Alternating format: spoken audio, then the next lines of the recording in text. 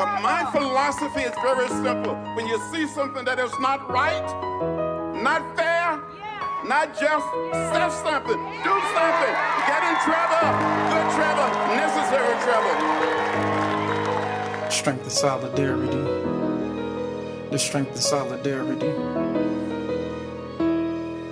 Divided is our nation, combating and fighting hatred. The mission, should you choose to accept it, is fighting racist. Psychology is just a space where we run in our simulations. We load you up with the tools, then we plug you into the matrix. So have a seat on the couch, now tell me your situation. Take a look in the mirror, be honest, just who you facing. Marginalized as a youth, what challenges were you faced with? Feeling you wasn't equal, told that you wouldn't make it. Your ID isn't real, got you constantly trying to fake it. Hiding behind masks in the closet till you can't take it. Getting harder to breathe, someone choking you on the pavement. Unspeakable violence attacking you cause you Asian. Accomplices, we accomplish through collaboration. Engaging, educating, evaluating one another. Liberating the future of all our sisters and brothers. Empowering, elevating all communities of color.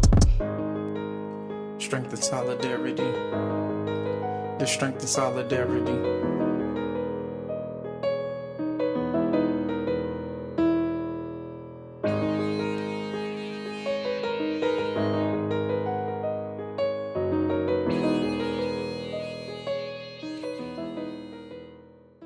The Strength and Solidarity podcast is a conversational piece that invites scholars, community activists, leaders, artists, and entrepreneurs to discuss their work as accomplices in cultivating cross-racial ethnic solidarity. Hosted and produced by Pooja Mamidana and Dr. Donna Demanari, our podcast team also includes our podcast interns, Alexis Rios and Petra Zadroga. The Strength and Solidarity podcast strives to engage, educate, evaluate, and empower communities of color, one episode at a time. Welcome back to the Strength and Solidarity podcast. Welcome to Season 3. This is going to be the final season of our podcast series, as Dr. Kevin Coakley is wrapping up his presidential initiatives of Division 45. We thank you so much for following us on this journey, and we really hope that you've sought inspiration from all the amazing guests that we've had over the seasons, and we really hope that you continue to be active accomplices engaging in cross-racial ethnic solidarity within your communities. For always remember, this is a marathon and it's not a sprint. We need to continue to do this work throughout our life's journey. Season 3 of our podcast series focuses on APA leaders, continuing this conversation of being active accomplices and how are they engaging in cross-racial ethnic solidarity. Our guest today features Dr. Thema Bryant. Dr. Thema Bryant is the 2023 president of the American Psychological Association, the leading scientific and professional organization representing psychology with more than 120,000 members. Dr. Thema Bryant completed her doctorate in clinical psychology at Duke University and her post-doctoral training at Harvard Medical Center's Victim of Violence program.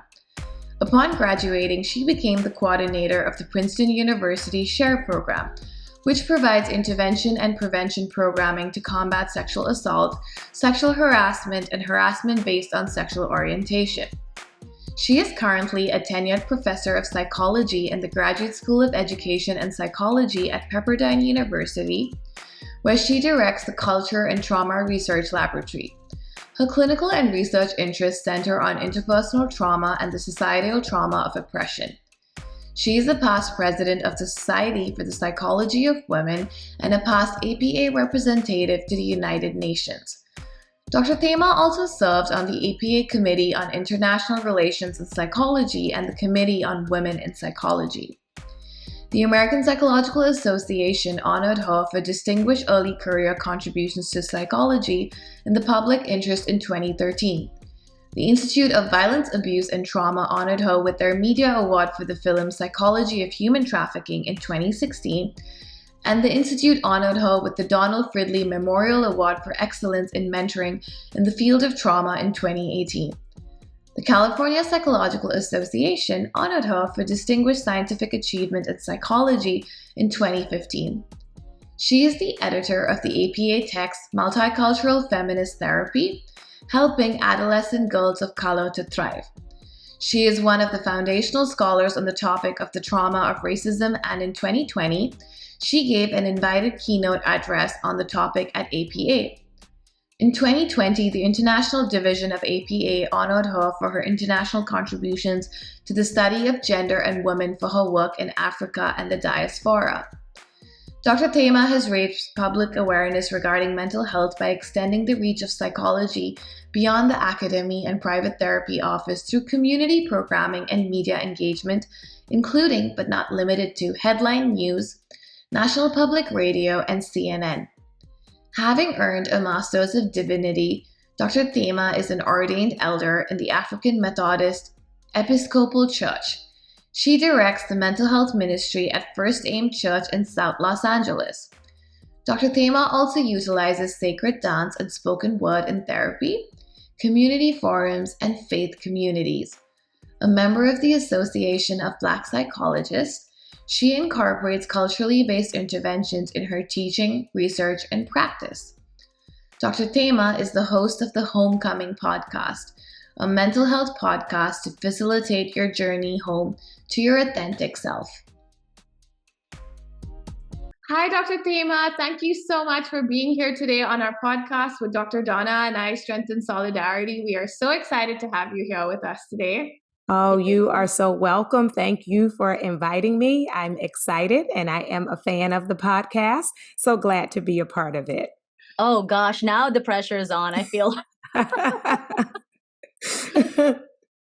Well, thank you for your support with the podcast and also just, for making time. And so we'd like to begin. We'd like to ask our guests if you could tell us your journey in your chosen career path. Certainly. So I am the daughter of two ministers, and growing up in the African American community, many people in our community turn to their pastors or other religious leaders for support and for counseling. And so growing up, I was always aware of people either meeting with my father as the pastor.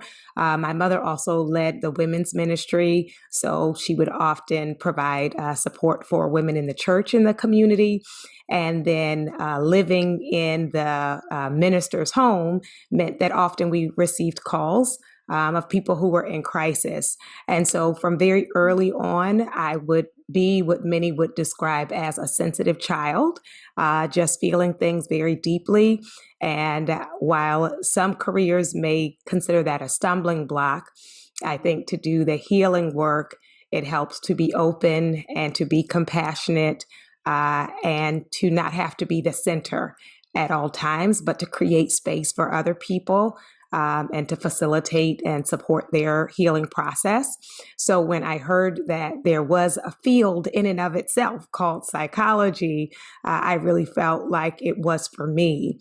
The decision to focus on trauma psychology in particular is both from my individual experience, from my community experience, not only growing up in Baltimore, but in high school, my family, we're African American, but we moved to Liberia, West Africa, which was initially an incredible and an enriching and a life-transforming experience.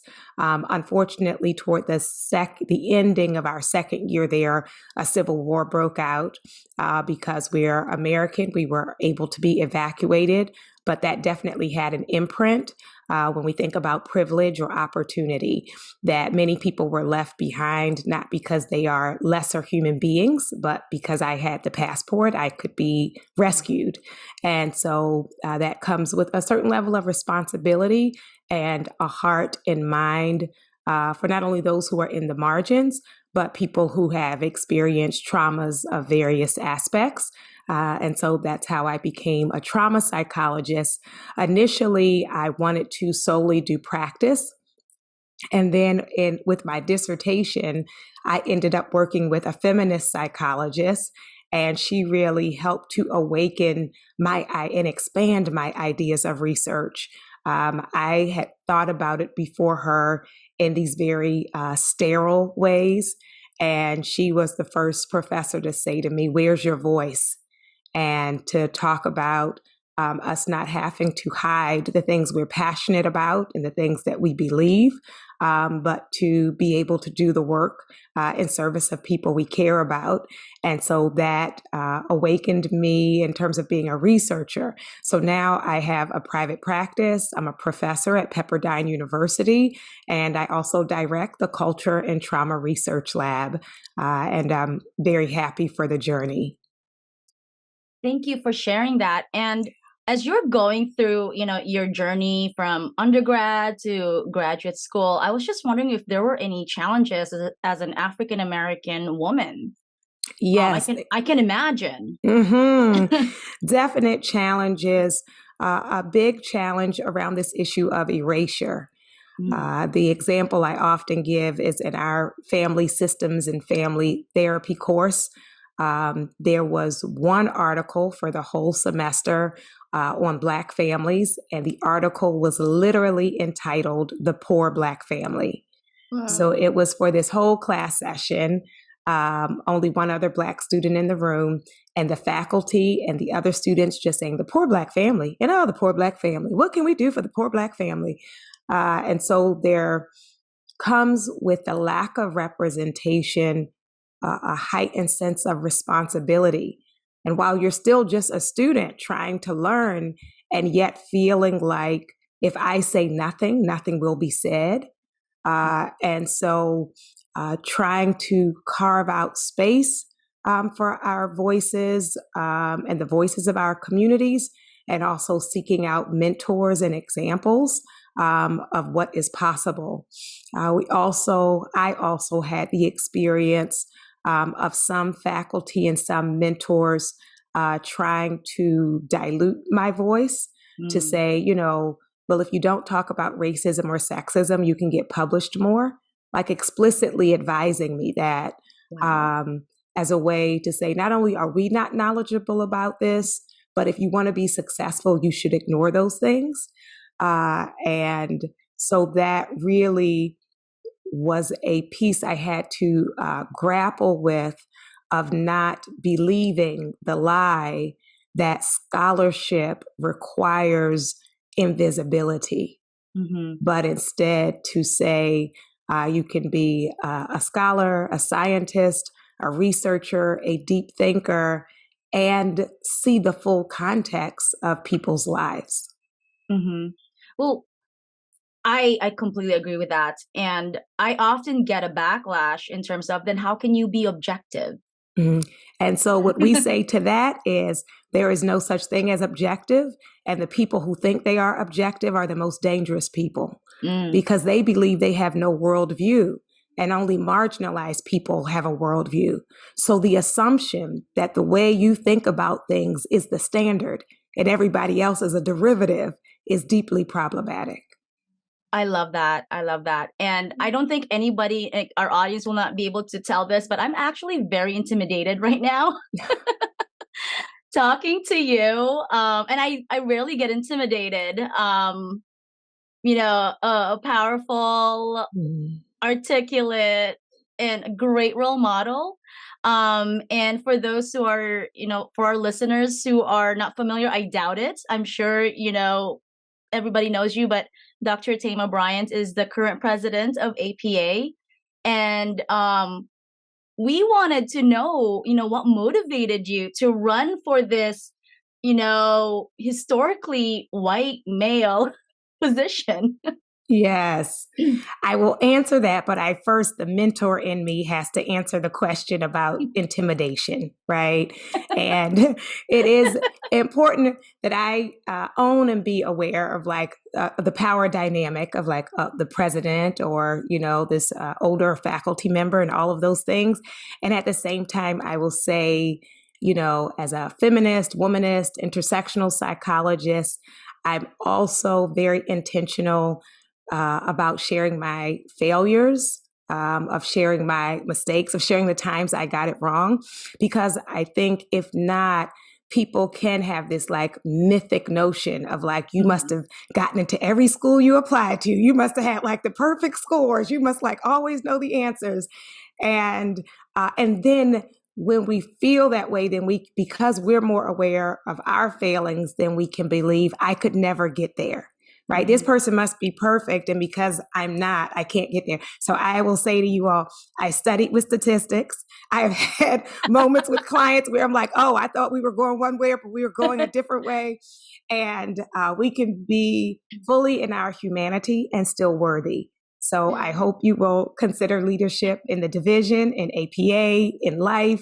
Write your books, have your podcast, do all the things, because we're full human beings, and we're perfection is not required for worthiness. Yeah, Thank you. I'm so glad you said that, because at the Division 45 conference that happened in San Diego in July, I still remember like what you said in.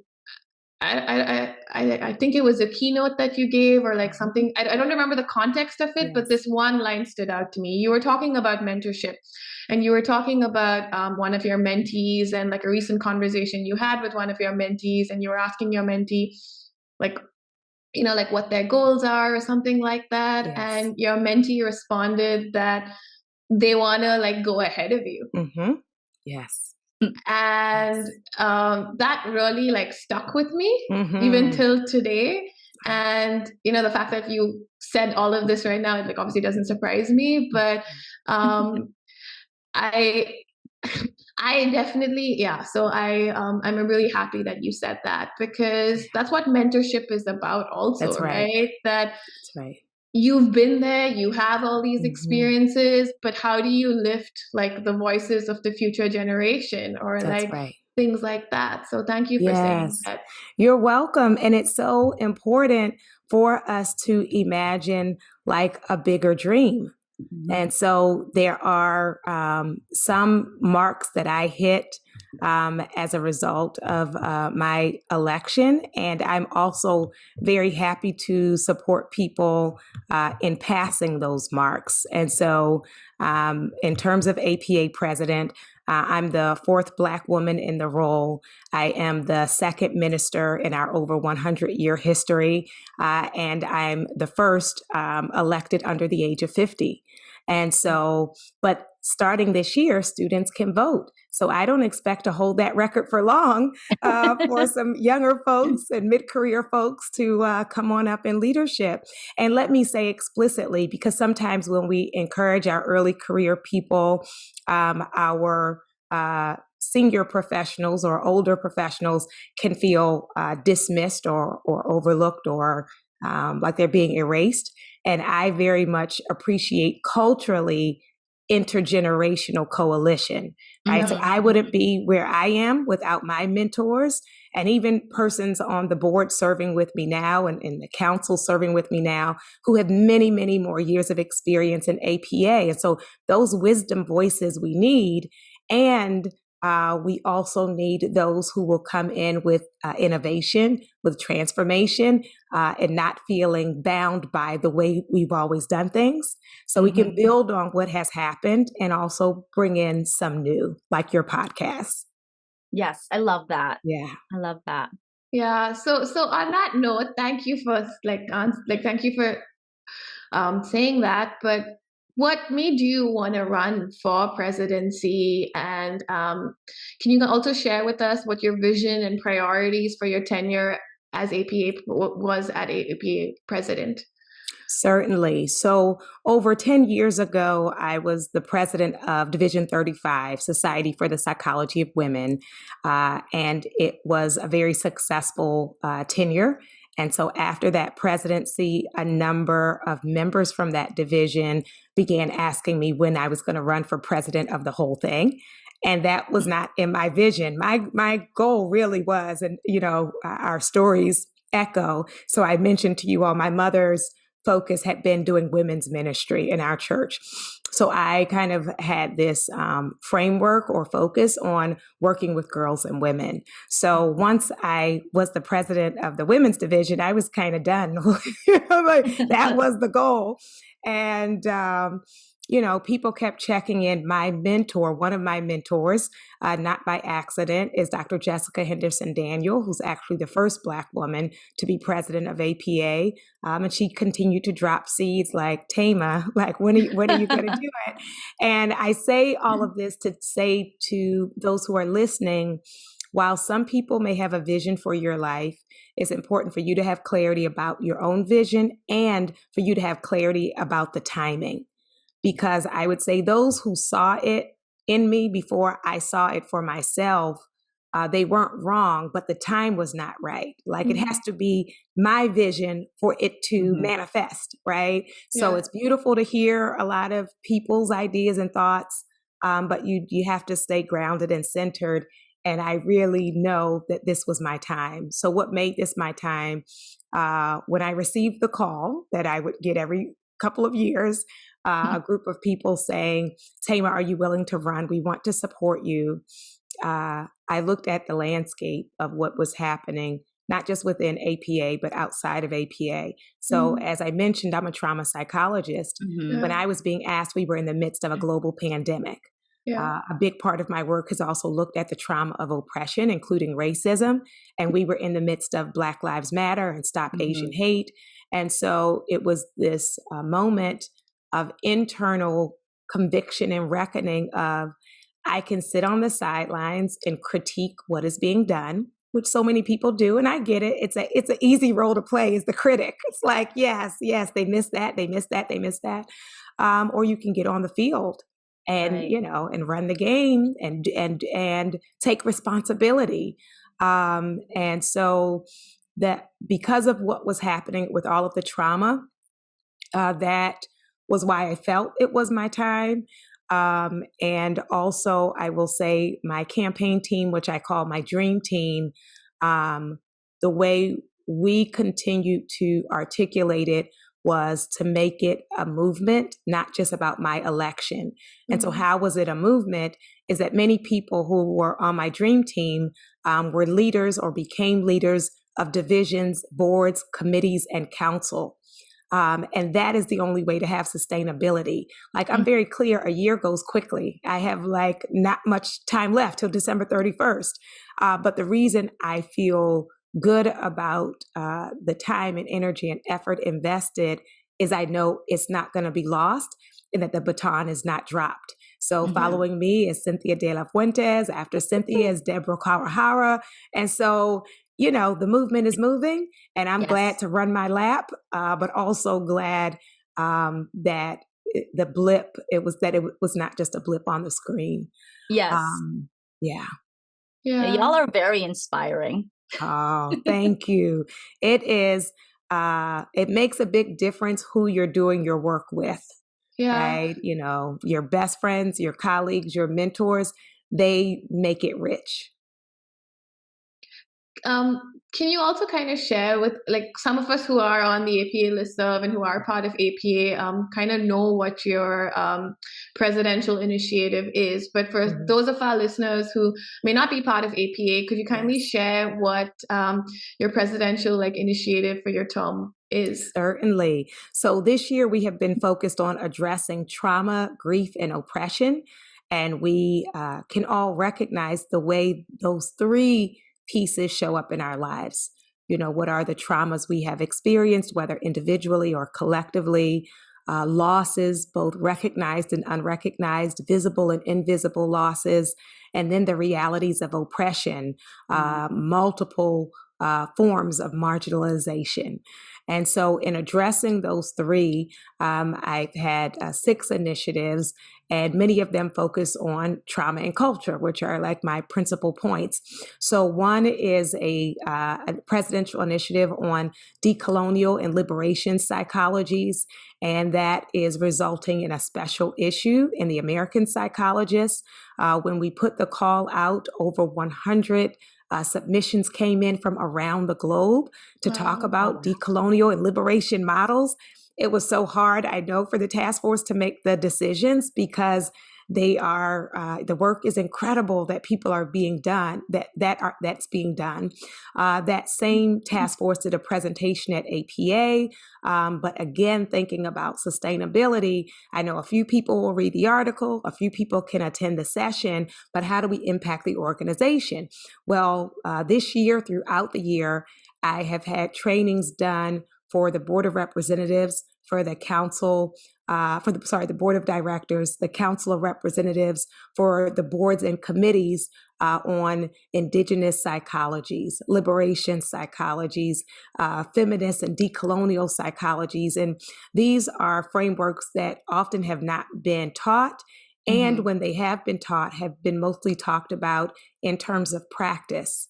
But for us to talk about what that means organizationally, to lead from the standpoint of liberation, right? To convene groups and programs from the standpoint of decolonial frameworks has been integral. And because I know, so I have one more year left on the board of directors, but once I rotate off, there will be people there who receive the trainings we provided this year, and they may also go on and run for other things. They may be our future president. So that is the way you permeate the atmosphere so that you're not just the holder of the information.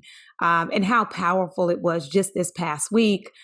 There was a West African psychology conference that was hybrid, and Dr. Arthur Evans, our CEO, was asked to give a keynote. He gave an incredible keynote address, and then when they opened it up for questions, the very first question came from someone in Nigeria, and they asked, "What is APA doing to decolonize psychology?" I love And that. I was like, yes. I love that. Yes. So, it is so for us to be a part of the global conversation, Yes. but I would say a part of the global conversation with humility, because there are many associations that are doing this work. Some who have been doing it, of course, much longer. So to be at the table, but to be at the table not only with a contribution, but with humility and a willingness to learn from other communities. So that is one. We have also created a film, Representation Matters. That is a documentary highlighting almost 30 psychologists of marginalized identities, not just as it relates to race and ethnicity, but sexuality, disability, religion, age, and gender. And they talk about what were the barriers they faced to becoming leaders and how they navigated those spaces. And for me, that's about removing the gatekeepers, right? Some people really enjoy being the only one, so they'll get into a position and shut the door, and they just love to tell everyone they're the only one. I'm trying to hold the door open and tell as many people as possible, come on in. This is the path that I used. See if it works for you, if it aligns with you. And so that's what the documentary really focuses on. We also have a task force on belonging, enhancing belonging at APA. And this was a research study among our members, and the findings were presented at the convention and also shared with council about what belonging means to people, because you could have membership satisfaction of I got my CEs or I got the monitor, but do I feel that I am seen here, that I am valued, that I am appreciated? That is an important part of an association, in my opinion. We also had an initiative on social media and youth. And I'm very active in the social media space of trying to disseminate psychological science in ways that people can understand it. But one thing I appreciate about the task force's report is it acknowledges both the challenges of social media as it relates to youth, like hate and misinformation and bullying, but it also acknowledges the benefits for some. For some people who live in communities where they are one of a few, or for whatever reason, they haven't found connection, they are able to go online and in some cases find a sense of belonging and safety. So those are some of the initiatives. Dr. Bryant, where can we find the documentary? Yes. So it will be on APA's YouTube page. The challenge has been us adding the captions. So we showed a part of it at the convention, but before we put it on the website, we want the closed captions. So hopefully soon. Got it. Thank you. I can't wait for that. Yes, it's powerful stories and people from all different backgrounds. Yeah. Even when I heard your initiatives at the Division 45 conference, like I was just amazed to hear how many initiatives, because each of it has like such an element with our community and different age groups also, which is very important. Yes. And I do want to add, as I was talking, I'm going off the top of my head. I'm like, what am I missing?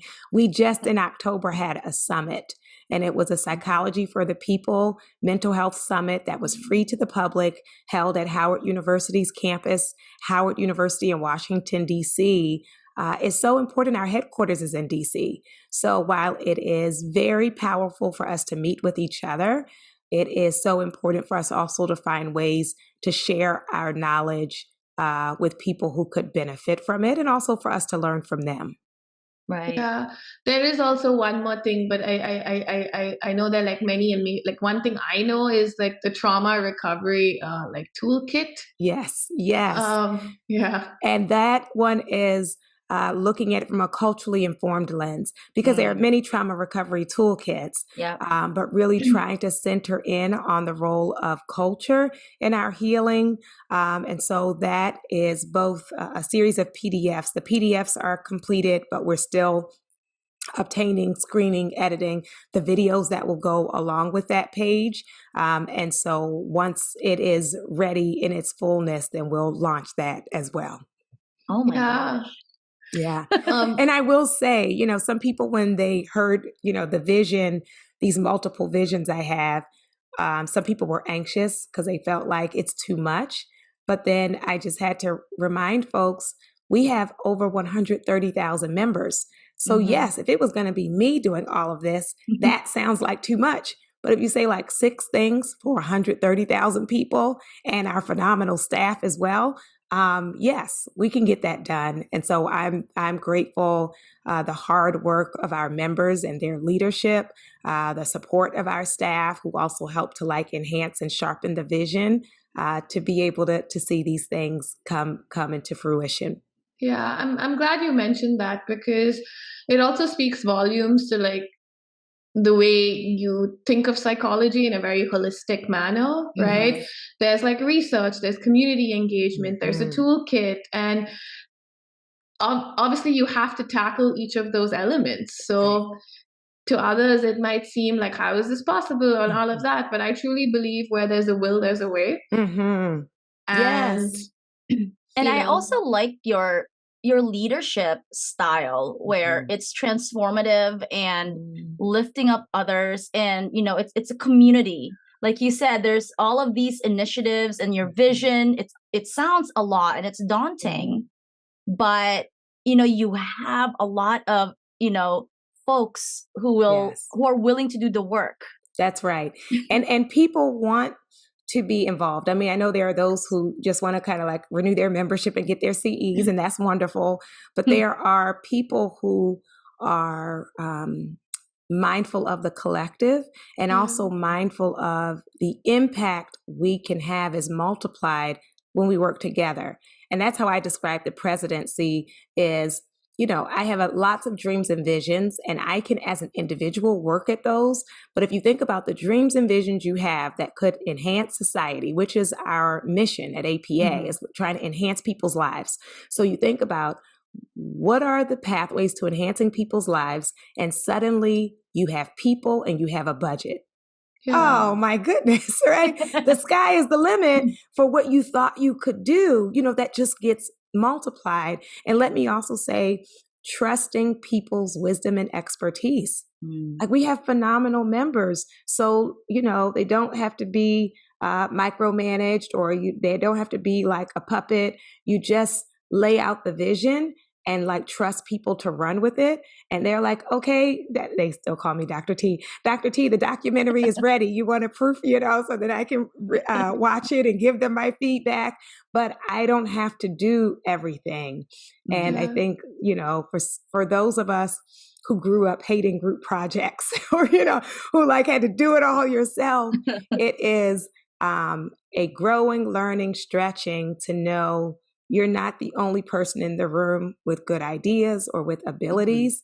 And so to not have that like scarcity or that like power struggle mindset, it's like, let people have room to soar, and they will. I love that you say that, because in my experience in like leadership, it goes back to the leadership also, right? And if you model that and if you create that community, it happens. And, as I heard you talk about that, and I've also seen the members of like your task force, it really focuses also on that cross-racial ethnic solidarity. Yes. Right? Yes. Wanting to have different voices, wanting to have that community, because the name of our podcast too, there is strength in solidarity. And I feel like when you're all working towards something and you have that passion, like nothing is impossible, like it can be done. That's right. That's right. Solidarity is so important. It keeps us stuck when we falsely believe that we are each other's enemies. And we're actually not. It's like, instead of trying to fight other people, what we're trying to disrupt is systems, right? Systems of inequity, systems of marginalization. And if we can agree on that, if we can work towards that without people assuming that to see this group, then this group will be erased. That is not the aim. It is for, the saying is, the sky is big enough for all the stars to shine, right? So, as we want to be honest about history, we want to be honest about differences in power and privilege, that the truth is we're not starting from a level playing field. The truth is some people have received more shine than others. And that's not just because they were smarter. So if we have to like agree on some fundamentals, but then collectively, grow and hear each other, and we can accomplish some amazing things. One of my favorite moments or aspects of the convention this year was we had a day where we encouraged people to wear either an outfit or a pin or some symbol from some aspect of their identity. And so to see the richness of that as people walked around the convention center, and many people sharing that they had never brought that aspect of themselves to APA. Like, they didn't know that would be acceptable, that, we have to have on like our pantsuit and our PowerPoint and color in the lines, but to say, you can show up in the fullness of who you are is such a gift. Yeah, because that's honestly like our superpower also of, what we bring from our culture, be it like the outfits or like, like ornaments or things like that. And I'm glad you spoke about solidarity. I'm going to kind of change this up a little. Generally, we have this conversation towards the end, but I kind of, since we're on the topic of solidarity, how do you see the role of psychologists in addressing global challenges such as conflicts and wars? And what actions can our profession take to demonstrate cross-racial ethnic solidarity and support for the effective communities during times of crisis? Yes. So one of the important roles we can play is awareness raising.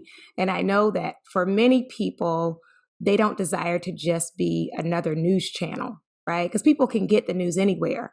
But I should say there have been some questions or doubts about the news we are getting, but generally we're not newscasters. But what we are able to inform from a psychological perspective.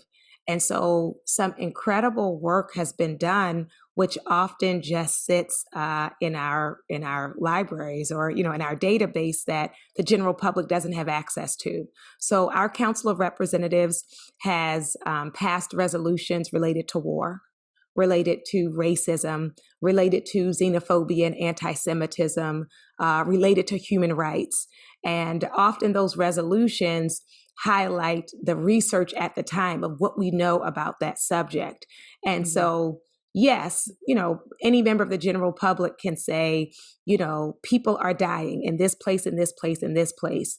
And I would say like our addition to that conversation is what we know about the cost of that, the consequences of that, special populations when we talk about children or women or those who are aging or persons who are in regions of war and already are living with disabilities, visible or invisible disabilities. And so the awareness raising, on a fundamental level, it's that these issues are happening. And I will say, I've had members from various communities and nations who will say, well, this region is getting a lot of news, but like nobody's talking about what's happening in my area. So for some, they would say on a fundamental level, we just need awareness raising that it's happening. But I would say as it relates to us being a psychologist, us being able to share, I would say, not only the costs and consequences of ethnic conflict, of war, of genocide, of our mass shootings that we have so many of in the United States. But it also is important for us to look at our science as it relates to prevention, right? To be a part of the solution. And that's the way I also approach trauma work, is I have not spent my years just documenting that trauma hurts, right? I get that. Like we had to establish that it creates PTSD, depression, anxiety, suicidality, but that's not the story I want to spend my life telling. For me, it's about how do we cope? What are the protective factors? What are the resiliency factors? How do we prevent it? How do we stop the cycle? So that's our role as psychologists, to talk about interrupting anti-Arab rhetoric and anti-Semitism and anti-Black racism and other forms of racism and religious intolerance and ableism, for us to consider, am I doing my part? Now, one thing can be in the public space. So those who, want to educate the public with podcasts or social media or blogs or books written for the public. And I think that's important. I've written books for the public, right? But I would say even for those who feel like that's not my lane or I don't want to be out there, I would say even within our work, if you're a researcher, to start to add policy implications to your article. We often say, what are the research implications? What are the practice implications? But for us to be intentional about advocacy and policy, and that has been one of my favorite things with APA, is being a part of this larger mechanism to mobilize mental health professionals and to just mobilize psychologists in general to have our voices inform public policy. So that is a way that people can be active with their research. I would say if you don't want to be in the public and you're not doing research, but let's say you're a practitioner, to begin to include in your assessments, asking those questions. When we, have people in our offices whose communities or nations or heritage are being affected, and we leave the responsibility on them to name it to us, that, if it was important, they would bring it up. Well, sometimes people don't know that we're a safe person to talk about it with. And if it's not in our assessment, then it will not be in our treatment plan. And then we work with people for months and years and have not addressed like a heart issue, that this is a survivor of intergenerational trauma, and it never even got talked about. So the last one I'll mention is those who are doing consultation or teaching work, to say, here's the question to ask yourself: how am I being relevant to these times? And how am I carrying out my work from an anti-oppression lens? And then you are being a part of the solution in numerous ways. Love that. Yeah, I'm really happy you've shared so many resources, because something that Dr. Donna and I talk about in our leadership positions, or just something I just struggle with even outside of that, is when some of these mass shooting happens, or when there's war, when there's conflict, like, you know, in psychology associations, there's like an urgency to put out a statement. And every time that conversation happens, I understand it on two levels, right? I understand it on the level of like, yes, it's important to provide education, to provide awareness. But some part of me also feels that it can be very performative, because right now what's happening in the world is where everyone's talking about like Israel and like what is happening in like Palestine, right? I also have friends who are from different ethnic backgrounds from that diaspora, where why wasn't a statement written? I'm just saying things, right? Like, it's true. Why wasn't a statement written out for what was going on in Tehran like a few months ago, and it's still right? Armenia, South Sudan, Congo, Iran. Yes.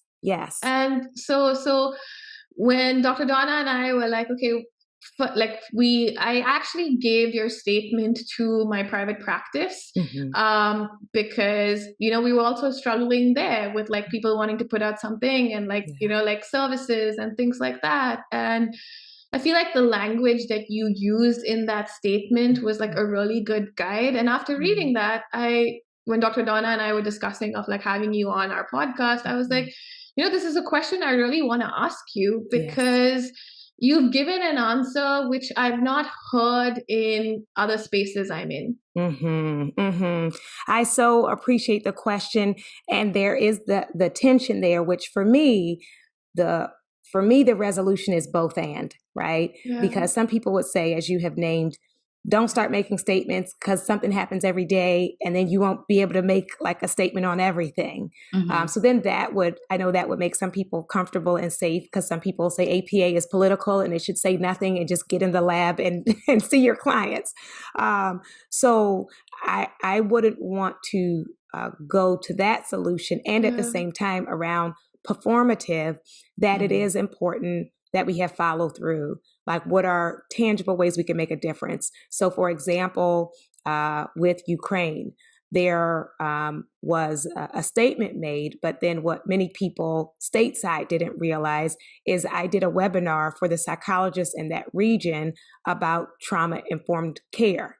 And so then when I went later this year to a conference, the European Congress on Psychology, the psychologists who are from that region were coming up and so thankful that we sent that training for them, right? So that may be not something that gets promoted or publicized, but when you talk about direct impact, that these are the psychologists who are going to be working with people on the ground, right? So what can you do for them?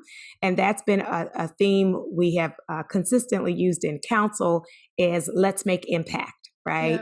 And I would say the both and, because, for example, earlier this year, when we released the statement about anti-Semitism, that was very important. And in this most recent statement, it coming to our awareness that this was the first time that APA had both acknowledged the pain of Israelis and the pain of Palestinians. That's important. You know, when we talk about erasure and naming our human experience. I will say, as it relates to the things that are happening around the globe, we are looking into, and I just have like 2 months left, but looking into the ways we can be helpful globally with all of the mass losses that are taking place, because it is so important, and it is not, you know, the news media doesn't cover the different regions equally. As healers, as psychologists, we do want to be mindful and thoughtful about all of the various areas where they're struggling in crisis, and, you know, owning our own stuff, that we clearly have a lot of work to do in this area of violence as well. Is that where APA is heading, do you think? Are we heading towards more global psychology? Well, I think we have been doing a number of activities and scholarship and interventions globally. I think that, and I will say to you all, actually, that was my start. my first position in APA I was one of the first 6 APA appointed representatives to the United Nations. Wow. You know, and that was straight out of graduate school.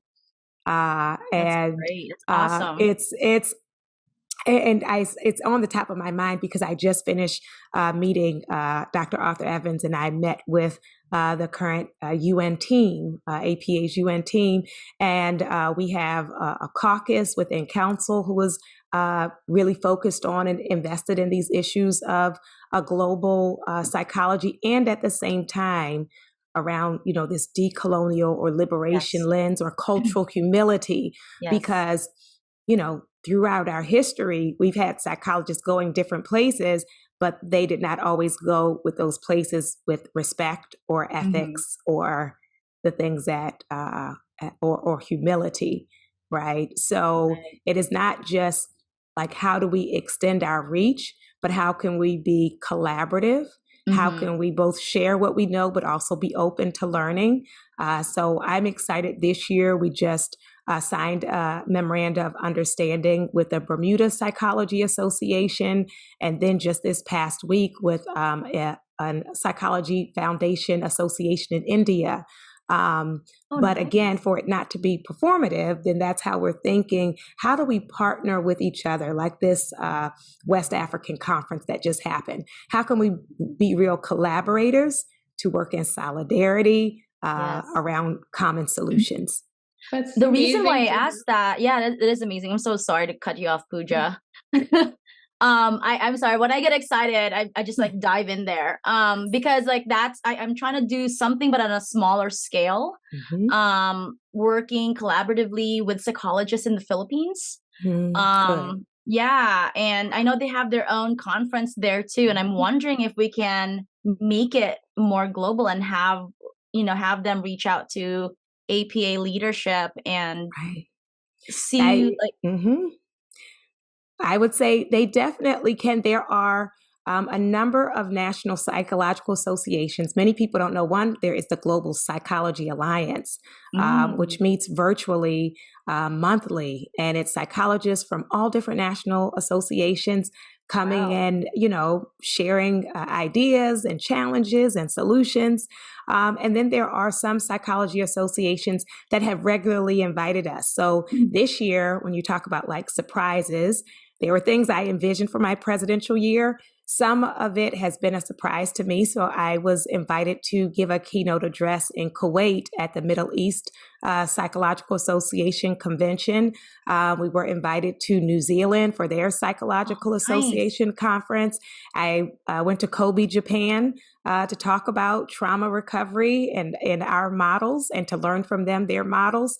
And so definitely as you're naming these other nations, for us to think about how we can partner, and whether that is at a conference or even jumping on a Zoom, which is, you know, even easier to have the dialogue and think about what are the ways we can help each other so that ultimately we can enhance people's lives. It's great.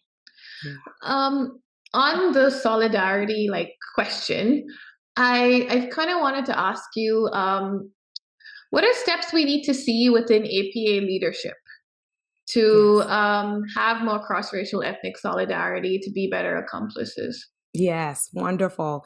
I think a part of it is intersectionality, right? Because when people believe everyone only represents one identity, that's where we can miss the mark. And so each of us, you know, the three of us, we have multiple identities, some visible, some invisible, right? And so when we start to have those conversations, it enriches it. And then let me say, as it relates to whether people use the term allyship or being an accomplice or being an advocate, not reserving your voice only when it is your group, right? Because that is the painful part, when people feel like only we will speak up for us. And so it is so refreshing, and it can build trust, or if it's sustained over time, when we have other groups who are willing to say, like, that's not right, or let's make sure this group is being heard. Or so I would say both, for people to own multiple identities at the same time, and also to think about using their voice in service of additional groups. Yeah. And that is very important. Yeah. Yeah. I'm so sorry. Go ahead, Pooja. No, please go ahead. No, okay. I was just going, thank you. I was just going to say, it is definitely something to aspire to. And for those with the privilege to be able to help out those who may not have the space, or, out of sheer survival, they cannot speak up. Correct. So that is related to identity, it not being safe for some people to speak up, but then also emotional capacity. It's like, in the midst of Black Lives Matter, I'm grieving, trying to hold my community. And then you have all these outside groups suddenly wanting trainings. They didn't want trainings before, but now like everybody, wants a training on racial stress and trauma. And so it helps when we have multiple people who are willing to step up. And, one of the things I appreciated, I'm at Pepperdine University, and we had a number of our white faculty members who created their own book club. And we're like we need to be informed, we need to have some understanding so we can actually be helpful. Because it's one thing we have like good intentions, but along with having like the good intentions, it's helpful to have some information to be able to make a difference. And I will say this is important. Around solidarity, it's important to know you won't always get it right, right? And so if you cannot tolerate imperfection, then you will easily throw in the towel. Or if you hold other people to a requirement of perfection, then you also will give up, right? So they'll say like, if you are a person like with no criminal record and like you've never done anything wrong, then maybe people will speak up for you. But it's like, can we agree, even if this person did something 10 months ago, that in this moment that their humanity should have been honored? And so I would say being guided by grace and compassion. And I believe, accountability is important, right? There are going to be consequences for what we, the ways in which we either promote or remove barriers and blockages. And at the same time, the example I often give is, as a straight woman, if I try to say something in alignment with the LGBTQ plus community, if I get it wrong and they say, well, actually, Thema, blah, blah, blah, then let me receive that. Okay, thank you. Thank you. Thank you for the information, right? And not just thank you, but then let me integrate that and apply that. So to work in solidarity, that becomes a part of the process because everyone is growing and learning. Yeah. So like what I hear you say is it's really important to listen and hear each other out and know that we will continually be learning and growing from each other. And, that's really what's going to help us also do the work, which is also exhausting, but we need each other's support. So I kind of have like 2 questions left for you. Okay. And I obviously had more and we couldn't get to that, but I will ask you that when I see you at a conference. Okay. For my own knowledge. Yes. But this is a question I really want to ask you. You are a minister, right? And you come from like that ancestral heritage of having been exposed to that and then helping people from a young age and then also realizing, hey, this is something I can do within psychology. So how do you incorporate spirituality and faith-based approaches into your work as a psychologist? And how does this intersect with your professional roles? Yes. When we think about cultural awareness, most people think about race and gender. A few people think about sexuality. Most people ignore SES and disability. And a lot of people ignore religiosity.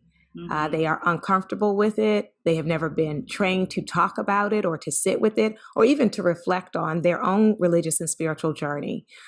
So when we think about being culturally attuned, it needs to be about the whole person. And researchers like Shafransky and others have found that on average, mental health providers endorse lower religiosity than the general public. So then you largely have people of faith receiving services from frameworks that were developed devoid of spirituality or pathologizing spirituality.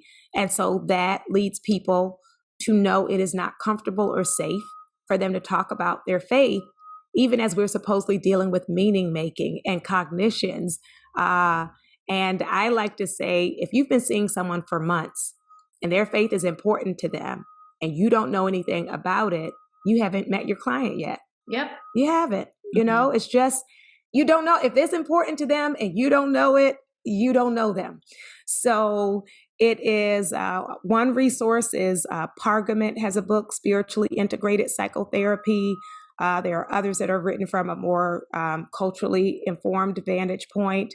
But I would say on a basic level, to begin asking the question at intake, is your spirituality or religion important to you, or what has that journey been like for you? Because let's say they say, no, it's not important to me, but it turns out they were raised in a very religious household.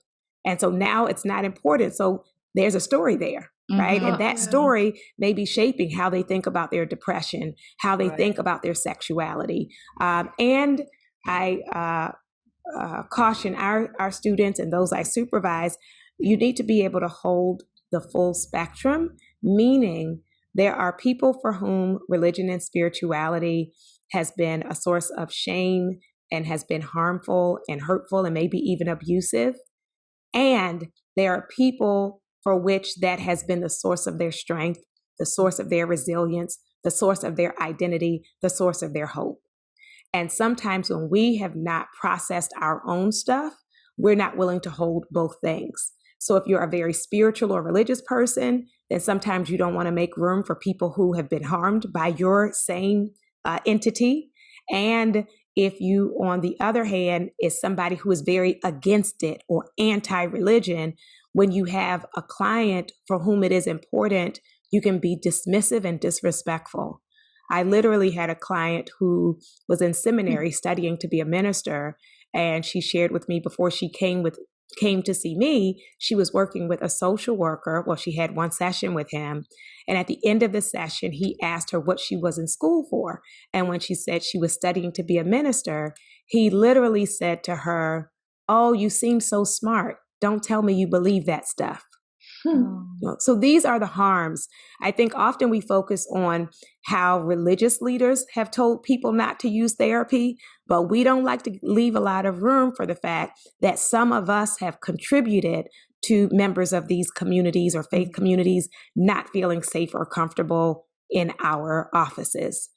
So it requires a bi-directional relationship because I say to people, you know, at the most, you're going to meet with me like 1 hour a week.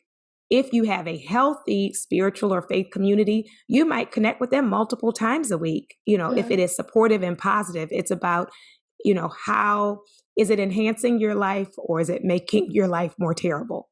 And so that's very important. Yeah, thank you for sharing that because so I'm actually taking an advanced clinical seminar class of like spirituality this year, this semester, and we kind of had to write like an assignment of, you know, how do we bring this into like psychology and things like that. And I actually wrote about you in that paper because you know, like as you spoke earlier, you spoke about how like, so some of the articles that we were given, the research kind of shows exactly what you're talking about. And it's really also old, some of those articles. And the reason why I wrote about you is I was talking about how in your presidency, you are changing the field of psychology for like future generations. And I kind of spoke about the intersection of your identities that you hold as a president and how you have brought that into your presidential initiatives and specifically with the trauma toolkit, because when we talk about trauma, right, religion and spirituality can be a source of strength for some clients, and it can also be a source of like pain. Right. But I think how important is it to have a toolkit from people from like different cultures talking about like spiritual, like religious practices that can heal trauma? Yes. It's not spoken about in psychology. And so that's kind of why I had written about you. And I'm honored. I'm so honored. And what you're raising is also the way we can transform and heal the space based on how we embody those identities. I think some people who were anxious when they first heard about my election, that's been based on their experience with some Christians who are very narrow, very dismissive, very condemning. And so at first, when people heard like I got elected, some people who had that experience were very anxious about like, what is she going to do to APA or to the field? And so it's important that we show up with the reality of when I'm grounded in who I am, then I'm not seeking to make other people into me. And I'm definitely not seeking to erase or minimize or demean other people's identities. And one of the richest examples of that have been starting our council meetings and having proverbs from different faith traditions. It has been so rich, including having council members who identify as atheist or agnostic, giving their proverb about unity or their proverb about peace. And so us being able to bring our full selves to the table. And that's what we always want to ask ourselves. Yes, I want to be my full self, but I want to be my full self in such a way that it's an invitation, not a closed door to the other selves that are in the room. Yeah, I like how you said that because, you know, I've seen some of the talks that you've given that are on YouTube. I've also attended some of your talks that you've given in person. And something that I really like admire and like appreciate about it is how it's a very neutral thing. Like you might identify with a certain faith, but the mediums you bring is very culturally sensitive that can be is universal to so many cultures, right? With like the song, with the dance, and you know, even when you give your speeches, like I don't know how you do it. Like I don't know how you throw like music into that and things like that. And that's important for us as psychologists. I love how, you know, in your presence like publicly, but also in your initiative as a president, you're also showing the community that, hey, it's not just all about research. Yes, research is important, but it's also about these different mediums as people of color. We need to know as a community and non-people of color that's going to help heal our clients and heal the community. Oh, thank you. And that's the both and, right? Is being culturally attuned and also rehumanizing. And I think that people have mixed that up before where they thought, to honor our humanity, we have to ignore our culture, right? And be colorblind and say, oh, I didn't notice that we're all human beings. And the flip side is, you know, as we talk about our culturally specific pathways, we also can acknowledge our shared humanity.